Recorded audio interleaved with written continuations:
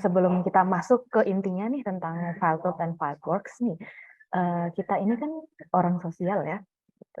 Kita adalah mahasiswa dari bidang lingkup sosial gitu, dan tentu saja pendataan kita, selain kita nanti misalkan dibutuhkan untuk penelitian mengenai pengumpulan data kualitatif yang nanti akan terjabarkan dari angka gitu, itu nanti kita juga butuh untuk memaparkan sebuah bukti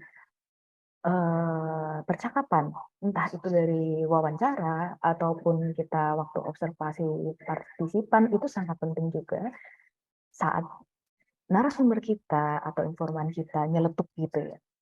Saya gini, tiba-tiba dia nyeletuk kayak gitu. Itu adalah sebuah data yang sangat kaya untuk bisa dicantumkan sebagai sebuah bukti adanya eh, tindakan-tindakan sosial, adanya kenyataan-kenyataan sosial baru yang sebagai sebuah bukti pendukung dari teori yang kita buat, yang kita kaji dalam suatu literatur gitu ya, atau malah kita bisa mendapatkan materi baru atau malah bisa meng-create sebuah teori baru gitu kan. Nah, dari percakapan-percakapan itu, kita membutuhkan bukti dong tentunya. Dan bagaimana kita ada di lapangan, kita harus mengkaji bagaimana mereka, struktur mimik wajah mereka, perkataan mereka, kayak gitu. Kita adalah manusia gitu ya. Otak kita sangat terbatas untuk memori gitu. Ada banyak fasilitas yang bisa kita gunakan, termasuk untuk saat ini kan kekiniannya ada handphone ya. Handphone itu sudah mencakup semuanya. Tetapi kita perlu diingat bahwa tidak semua orang golongan masyarakat itu menerima adanya teknologi handphone gitu, terutama kalau misalkan kita berbicara tentang ke masyarakat adat gitu ya. Ada beberapa dari mereka yang tidak bisa menerima kehadiran teknologi yang secara masif gitu. Dan ada beberapa pihak dari masyarakat yang menganggap bahwa kalau misalkan kita talking gitu ya, person to person gitu, kita malah nyatatnya lewat handphone gitu, misalkan handphone dicatat gitu, itu ada kesan yang tidak sopan yang bisa kita torehkan kepada mereka gitu loh. Nah, gimana sih caranya kita untuk tidak memberikan kesan tidak sopan tersebut gitu? Itu salah satunya yang akan saya kasih adalah ada buku catatan kecil yang harus kalian bawa kemana-mana dan juga satu bolpen yang harus kalian bawa kemana-mana untuk mengambil five notes gitu. Nah, dari situ kita juga bisa memanfaatkan tuh ada recorder. Dan recorder itu kan bisa kita taruh di mana saja di tubuh kita untuk mengkaji ulang apa sih yang tadi diomongin sama narasumber kita gitu kan. Nah, atau kita bisa menelaah kepada tokoh antropologi terdahulu seperti Clifford Geertz, itu suka banget ya bawa kamera Kodak kemana-mana di lehernya sehingga dia secara tidak langsung memberikan pengetahuan, memberikan informasi kepada masyarakat yang dia teliti bahwa kamera ini sudah menjadi bagian tubuh dari saya gitu. Jadi mau tidak mau ini adalah hobi saya dan mereka lama-lama mau tidak mau jadi terbiasa dong dengan hal itu. Itulah kecerdasan yang harus kita manfaatkan. Gitu. Oke, sampai sini kita langsung masuk ke slide-nya ya. Oke, gini.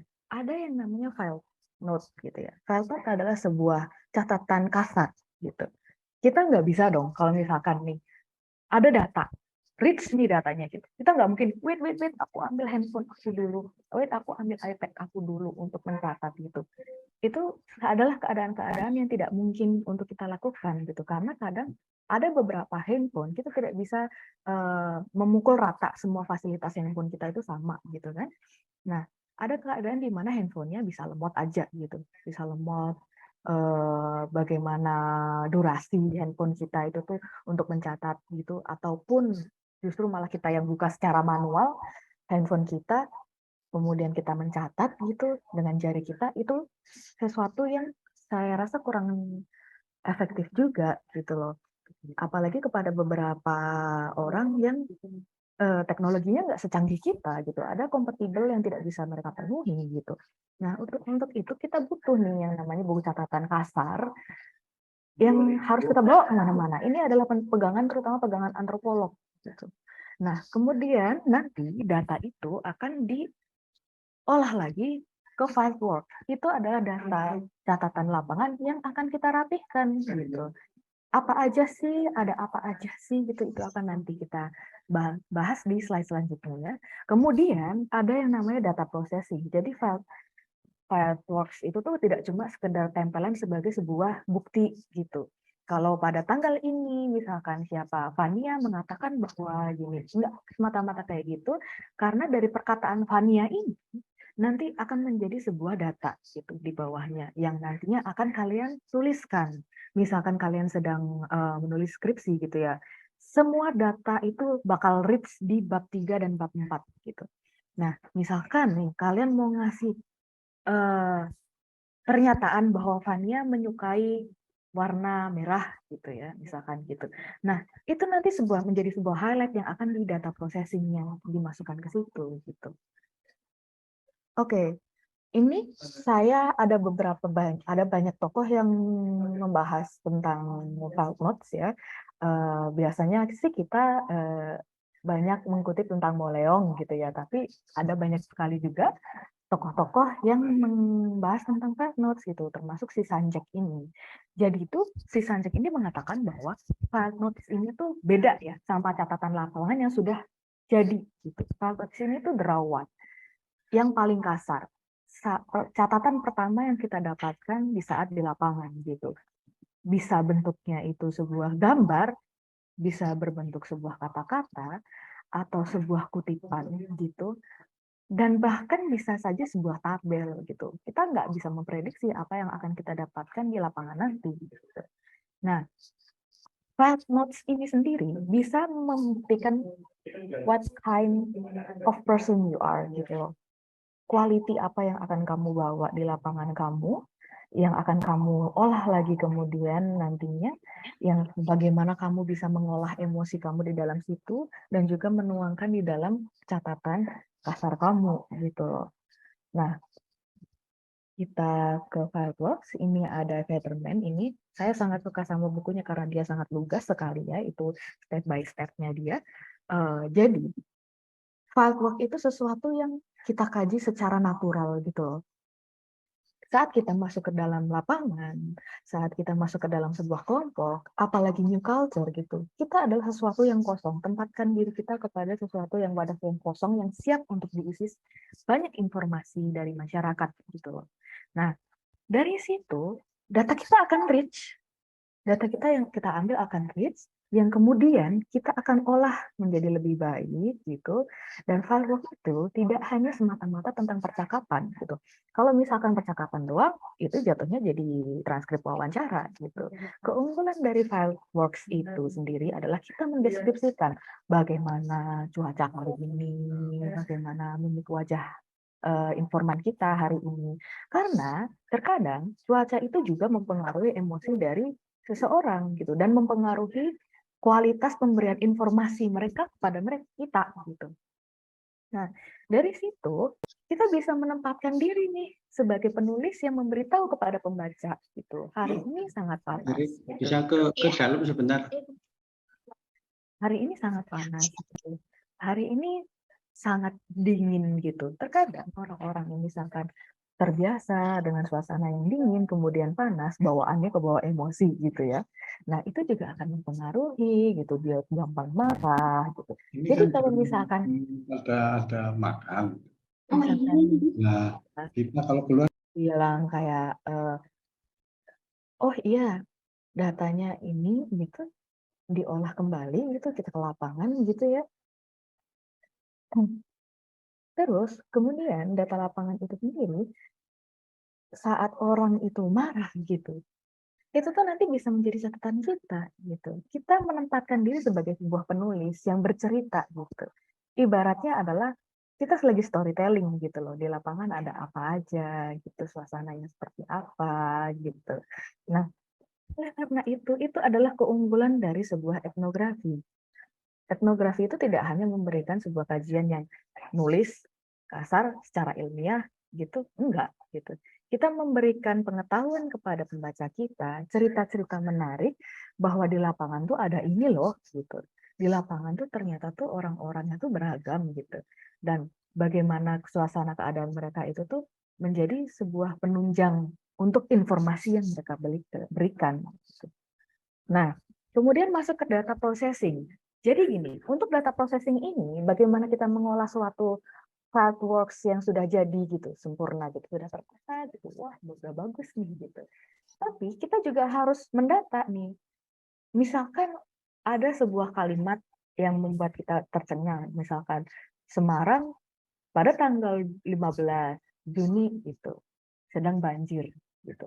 Itu nanti bisa kita masukkan ke dalam sebuah data yang akan dimasukkan ke Subbak. Nah, sebenarnya kalau misalkan kita berbicara tentang aplikasi pengolahan, itu tuh banyak banget. Ada OneNote itu termasuk salah satunya. Tapi saya sekali lagi memikirkan bahwa tidak semua orang itu tuh memiliki fasilitas yang baik gitu. Maka kita bisa memanfaatkan aplikasi yang sudah ada menjadi bawaan dari teknologi kita yang kita punya dari laptop misalkan, yaitu Microsoft Word gitu. Nah, di Microsoft Word itu ada poin review. Di situ ada ini, kita bisa lihat di review ini, kemudian kita ngambil dan new comment gini. Jadi nanti misalkan ada sebuah data gitu, kita blow gitu datanya, kemudian kita klik new comment gitu. Di komen tersebut nanti kita bisa ambil misalkan data itu tersebut bisa layak untuk masuk di 3.1 misalkan, di bab 3 poin pertama gitu. Menerangkan tentang apa? Misalkan keadaan iklim Semarang gitu. Paham untuk sekarang ya gitu. Nah, ini ada contoh sebuah file note. File notes yang baik adalah file notes yang tertata gitu. Meskipun nanti kita nggak bisa mengendalikan juga ya bagaimana informasi yang kita dapatkan dari lapangan gitu ya. Pasti nanti file notes itu pasti akan berantakan gitu. Tetapi keberantakan itu sendiri juga harus bisa kita baca gitu. Karena kadang manusia kan miss juga ya. Lah ini tulisan aku apa, ini kemarin aku nulis apa gitu ya. Itu yang menjadi kelucuan dari diri kita sendiri gitu. Nah oleh karena itu berhati-hatilah saat menulis file notes juga gitu. Kemudian kalau misalkan kita bertanya, lah Mbak gimana nanti kalau misalkan di lapangan ada keadaan yang membuat kita tidak bisa menulis file notes gitu. Itu keadaan di mana kita harus mengasah daya pikir dan daya ingat kita gitu. Di saat misalkan ternyata ada kalian dapat data yaitu data-data perdebatan antar narasumber gitu. Itu pasti nanti ada kayak, apalagi kalau misalkan kita membahas tentang fenomena sosial yang krusial gitu ya, misalkan politik gitu, politik ataupun ekonomi gitu. Itu tuh nanti pasti akan ada perdebatan di dua sisi narasumber gitu. Nah, di situ kita harus sedia recorder gitu. Karena kita nggak bisa menapik nih, pikiran kita terbatas gitu. Nah, selain recorder, kita bisa aja mengambil celah untuk ke toilet misalkan. Kita ngambil di situ, kita catat, oh tadi dia ngomongin ini politiknya kayak gini, gini, gini, gini, gini, gitu. Karena kita nggak mau, kita harus tetap bergantung kepada catatan kita. Makanya terkadang banyak antropolog atau sosiolog tuh yang nangis saat catatan lapangannya hilang gitu. Nah, kemudian ini ada contoh dari Final Fireworks yang saya ambil dari milik saya sendiri gitu ya. Jadi lampiran Fireworks itu ada banyak dan itu dibuat per sesi gitu. Misalkan sesi pertama pada tanggal 29 November gitu ya. Itu nanti akan dibuat lampiran 1, Fireworks 1 gitu. Harinya kapan sih? Gitu. Ditulis waktunya kapan. Kamu memulainya kapan? Karena dari waktu itu misalkan kamu ngambil waktu dari pagi hari ya. Karena di pagi hari itu bisa membuat orang tuh kayak baru bangun misalnya gitu. Otaknya masih loading gitu ya. Nah, dari situ data yang kita dapatkan itu juga menentukan sebuah kualitasnya loh gitu. Orang yang baru bangun tidur tiba-tiba diajakin ngomong politik gitu kan mesti agak nggak nyambung juga gitu. Nah, itulah pentingnya kenapa jam harus dicantumkan. Kemudian ada informannya itu siapa saja gitu. Itu penting juga karena kita kan informan itu kan nggak bisa berputar kepada satu atau dua orang aja ya gitu.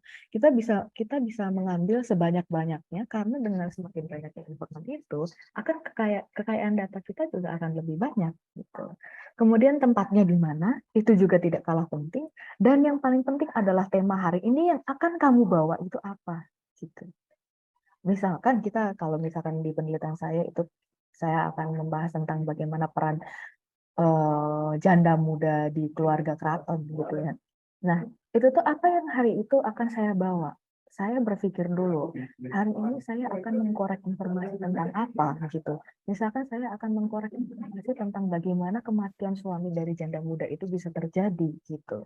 Nah, dari situ saya nyentil aja. Biasanya tuh informan tuh disentil aja tuh udah kayak langsung terus gitu. Informasi itu langsung terus gitu. Apalagi yang menyangkut tentang keemosian gitu. Itulah penelitian sosial di mana unggulnya adalah kita bisa memainkan emosi di dalam tulisan kita gitu. Sehingga penelitian kita akan menarik untuk dibaca gitu. Kalau penelitian kita menarik untuk dibaca, orang nggak akan ngerasain, oh saya sedang baca skripsi. Orang nggak akan ngerasain kayak gitu. Mereka rasanya kayak, oh saya sedang baca novel. Gitu. Kadang kayak gitu. Itulah penelitian sosial yang harus kita tunjukkan. Gitu. Kemudian kita masuk lagi, siapa penelitinya, penelitian dirimu sendiri, atau mungkin nanti kamu akan berkolaborasi gitu, dan kamu sedang ada di dalam keadaan lapangan yang misalkan saya dengan Dian gitu ya, saya neliti sama Dian gitu. Dian perlu untuk dicantumkan karena Dian akan menyumbang banyak sekali pertanyaan-pertanyaan yang akan diajukan kepada informan gitu. Tidak hanya saya gitu. Dan mungkin nanti Dian juga bahkan nyentil gitu kan. Sentilan-sentilan itu menjadi penting untuk penggalian data. Digging our data is important gitu loh. Kemudian metodenya apa? Wawancara kah di tengah metode observasi partisipan kita kah gitu. Karena observasi partisipan itu sangat penting. Kita bisa melihat gitu. Perputaran aktivitas dari seseorang yang sedang kita kaji itu seperti apa gitu. Dari mulai dia bangun tidur sampai tidurnya pun bisa dilihat. Seperti contohnya penelitian dari Ibu Afidatul itu saya lupa judulnya apa. Beliau mendapatkan data jam 3 pagi gitu. Di saat tiba-tiba terdapat teriakan gitu, ternyata jam 3 pagi pun tuh ada orang yang berantem gitu. Dia langsung cepat-cepat, ini jam berapa, ini tanggal berapa, ada apa, ada kejadian apa. Itulah data yang bisa kita ambil. Jadi kalau misalkan kita bilang kayak, berarti penelitian sosial itu tuh harus nunggu momen ya. Ih, betul, nunggu momen. Maka dari itu kita harus pinter untuk mancing momen tersebut datang. Gitu. Nah, ini ada the processing of data ini. Jadi, bagaimana sih kalau misalkan Fireworks itu sudah jadi, gitu? Ada percakapan yang kita buat, kita tulis gitu ya. Kemudian, dari yang saya sudah bilang tadi, ada section tentang review dan add comment itu akan membantu kita untuk memilah data. Ternyata data ini bisa masuk kepada subbab yang 3.2 tentang stigma butuh welas asih. Ini saya contohkan punya saya gitu ya. Kemudian yang ini, bagaimana pandangan yang berbeda tentang stigma welas asih dan ngerti izin dari ibu tunggal gitu. Tergantung kepada penelitian yang sedang kita lakukan gitu. Nah, gimana sih problem-problem yang akan kita hadapi saat kita harus mengolah data ataupun mencatat data ataupun bahkan lagi bikin Fireworks-nya itu untuk tertata menjadi sebuah data yang rapi ya. Tidak ada, yang sering saya temukan adalah nggak punya banyak waktu gitu. Kita harus sinkronisasi antara waktu kita dan juga brain kita, otak kita untuk bekerja gitu. Misalkan nih, kita terlalu too much information nih yang masuk ke kita gitu loh. Sampai kita tuh lupa, ya Allah tadi misalkan contohnya Pak Budi tadi bilang apa ya, kok lupa gitu. Nah, itu adalah kendala-kendala yang harus kita atasi dengan recorder gitu. Kita mau nggak mau memutar ulang rekaman suara yang sudah kita rekam dari alat kita gitu. Dan itu salah satu manfaat dari adanya field notes gitu, catatan lapangan yang masih kasar gitu. Nah, yang harus kita garis bawahi saat kita membuat sebuah file works yang utuh rapi gitu, itu kita harus bikin satu-satu lampiran. Jangan menumpuk menjadi satu. Karena kalau menumpuk menjadi satu, pikiran kita, ingatan kita sudah tidak relevan gitu. Kita harus bikin nih, misalkan hari Senin kita ada kejadian apa dengan informan itu, malamnya saat menjelang untuk tidur, kita sempatkan untuk menulis fileworks tersebut gitu. Meskipun udah ngantuk ya gitu, tapi mau nggak mau yang namanya data itu penting untuk penelitian kita gitu.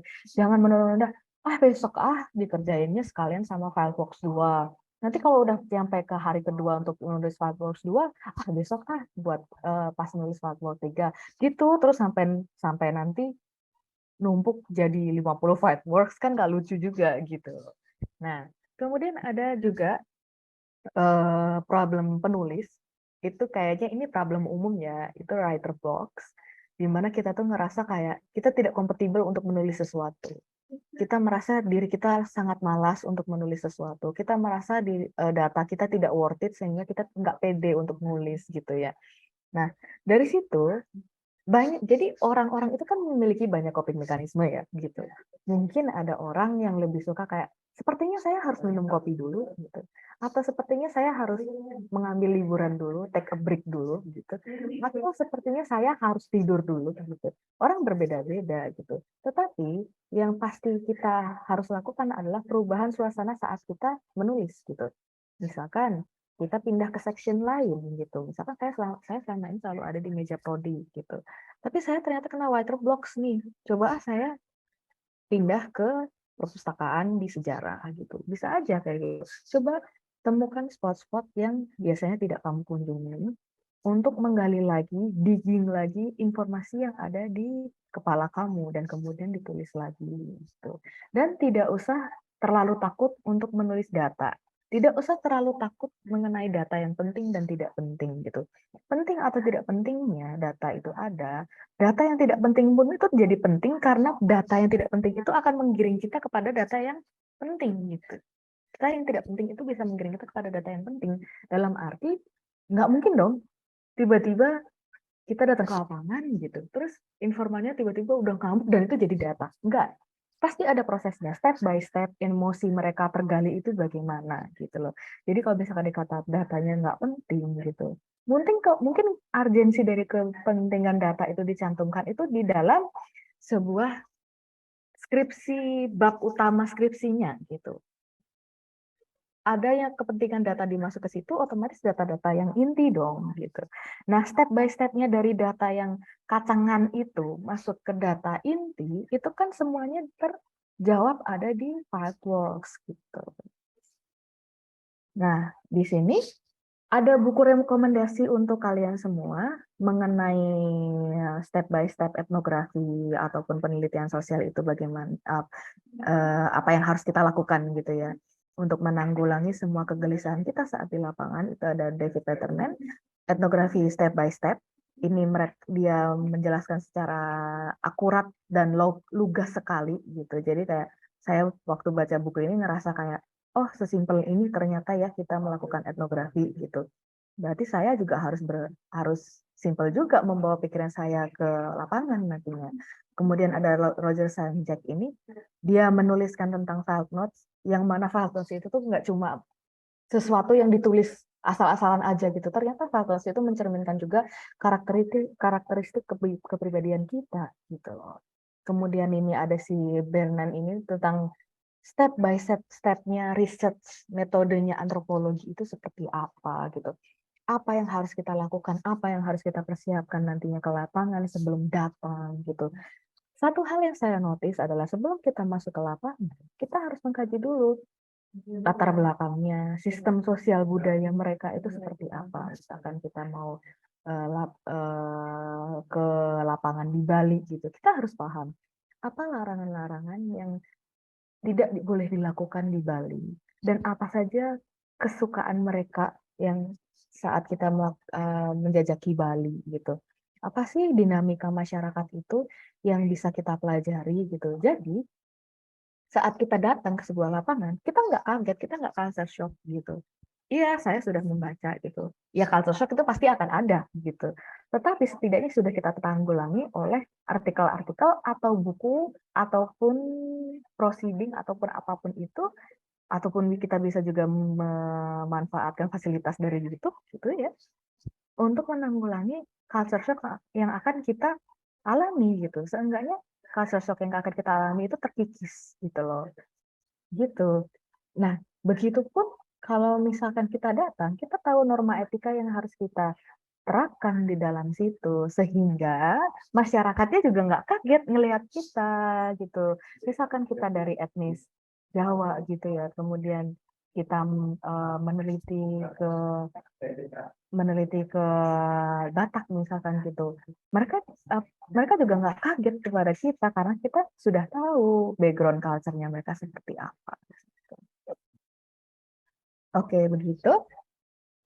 Sekian untuk materi yang saya sampaikan. Gitu, ini ada kontak person saya jika ingin menghubungi saya. Begitu, terima kasih.